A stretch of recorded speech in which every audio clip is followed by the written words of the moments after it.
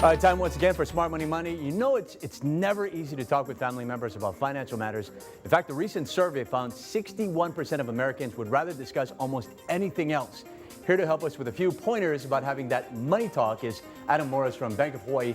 Adam, we can't just brush this under the table, can we? No, having an open and honest conversation about money with loved ones can be uncomfortable, but sometimes it's necessary. Okay, so what's the best way to start? You want to approach any discussion about money from a positive place.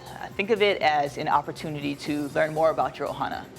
You want to approach it as a conversation and never criticize anyone about their financial situation, even if it's a family member. Mm-hmm. So if you have your daughter and her future husband, they come to you and say, "Hey Dad, we're getting married," but they don't quite know how they're going to pay for the wedding.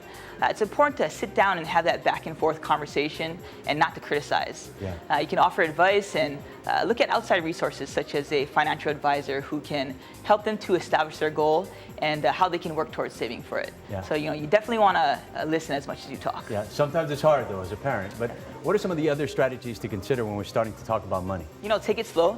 Remember that personal finance is a pretty intimate topic. I would recommend several shorter conversations just so things don't get too complicated or confrontational.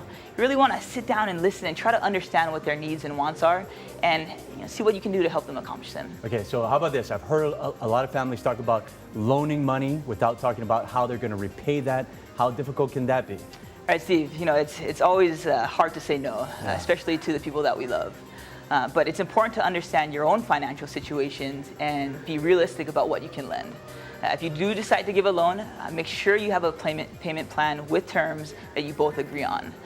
In the cases where you're not able to lend, consider your family member seeking the help of a professional who can offer different solutions that don't require the use of your own funds, such as a personal loan or savings plan. Yeah. It's good to have this conversation. You don't want things to get ugly, so thanks for the advice. Adam Morris, appreciate it. Thanks for watching Smart Money Monday. We'll be right back.